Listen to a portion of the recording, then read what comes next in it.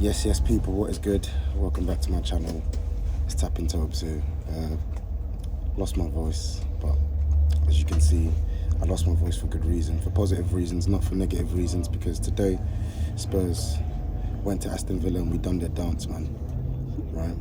Villa Park, turned it upside down.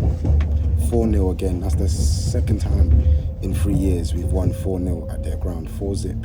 Can you imagine? Ollie Watkins played, Pau Torres played, Douglas Luiz played, McGinn played, John McGinn, but we'll talk on him later on. Who else played? Matty Cash, of course, our best friend, Matty Cash played, Luca Dean played, Leon Bailey played, Mr. Diaby came on, Tielemans played. So, outside of Kamara, Konza played, Martinez played. They all played. So it wasn't exactly the same scenario as when they came to our ground and they beat a half-baked Spurs team with no Romero, with no Van de Ven, with no Maddison, with no Basuma. I don't even think Sarr played that game. So many players missing, and they scraped a point. They then proceeded, their social media admin guy or girl, whoever it was, then proceeded to go on Twitter and write 3-point lane in a game that they scraped and should have lost. And I said, you know what, calm. Be patient, Tobs. Wait. Bide your time. Karma is a bitch. And today, Karma was a bitch, right? 2 goals in the second half, early, then the red card, then a further 2 goals. I want to start off with, sorry, lots of people coming through. I want to start off with how we played today, because the first half, I thought we controlled the game for the most part. It felt like we were the one that was pushing our line up higher than Aston Villa's in spells, but it felt like they were using that opportunity to try and catch us out on the counter-attack, and lo and behold, the best and most threatening moments came from us either turning over possession in our half, which we did maybe like 2 or 3 times in the first half, or the ball breaking down when we were trying to sustain pressure in their half and they played that ball over the top. They were looking for that. The first time they did it, Watkins got the edge over Romero and Mickey Van de Ven had to bail him out. Happy to say that was the only time Ollie Watkins got the edge over Romero, because Romero had a really good game again today. First half, a couple of baggy passes, loose passes, but second half assured. Before and after the red card, assured as per. It's unlucky as well because Mickey Van de Ven obviously pulled up in the second half, hamstring injury, so we're just hoping that it's not a biggie. But I'm going to talk about the guy who replaced him, because he came and he did quite well today. But yeah, as a team, I thought we did quite well at keeping the ball, recycling possession in the first half, but just didn't get any attempts. I think we only had 1 attempt in the first half. And what really stuck out to me was the left-hand side was causing all sorts of chaos for Aston Villa. Like, Destiny was on it today, man. Defensively and offensively, he was just rampant. They could not keep a lid of him, and you'll see as we continue, why that played a pivotal part in the momentum swing when we went 2-0 up in the second half. Yeah, man, he was just excellent today, and Brennan Johnson, man, honestly, fantastic today, man. From the get-go, he had Matty Cash on toast. Every single time he had the ball, going at Cash, take the ball, knock it past him, play the ball in behind to Destiny. Like, they were causing Cash, I'm trying to remember who was on that side, Cash, Bailey, all sorts of problems. So, them, man, big up to them, because they were pivotal for our results today. But yeah, first half was possession, but just needed to get the attempts at goal. Second half, I mean, Kulusevski was having a poor game in my opinion, but worked really hard, good hustle on the right hand side, nice bit of combo play with Pedro Porro, and nice bit of determination to try and get that ball first before the Aston Villa player, and Sarr gets the ball on the right hand side. Fantastic cross, man. Fantastic cross from a guy who had, again, a really assured second half performance, man. Fantastic cross. Like, that cross, the thing is, Maddison was making that run, and he was making that run in between 2 centre-backs. So to find Maddison, you really have to play a pinpoint cross, and the cross was on the money. James Maddison, I thought he was quite poor in the first half, to be honest. Didn't think he was having a good game at all, but that's what big players do. They step up, and they're there to be counted in the second half. And he scores his 4th goal of the season for Spurs. Yeah, and we're 1-0 up, 50 minutes, and then 3 minutes later, again, good hustle from Kulusevski, wins the ball back off Tielemans' son, who also was quite poor in the first half, sprung to life in the second half, finds Brennan Johnson, and great finish. Like, the thing is, with Brennan Johnson's finish as well, like, don't underestimate how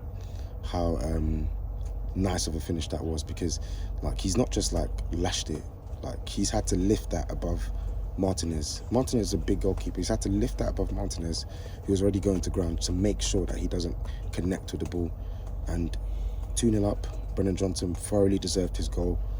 Probably his best performance in the Spurs shirt as a starter since the Newcastle game. So yeah, man, we're cruising there. Destiny just eating everything up on the left-hand side. He was awesome today, man. Awesome today. And what's mad is we went 2-0 up after losing Van der Ven. That's mad. Van der Ven pulls up, 0-0, goes off the pitch. Everyone's fearing the worst. But he actually walked off, so hopefully it's not too serious. Ange said it's not too serious. Dragusin came on. Mate, he looked good. Don't know if it's just me. Maybe people, I'm sure people say, oh no, 10 men hype, blah, blah, blah, yada, yada, yada, even though John McGinn didn't get sent off until the 65th minute. But, mate, Dragusin looked good. Defensively, he looked strong, getting first to the ball. His passing, picking up passes, playing passes in between the lines. This was before the red card, by the way. Mate, he looked good. Hopefully that's a glimpse of what's to come, because we're going to need him over the next couple of weeks. This is why we bought him, right? He's had to be patient. He's had to bide his time, but his time is here.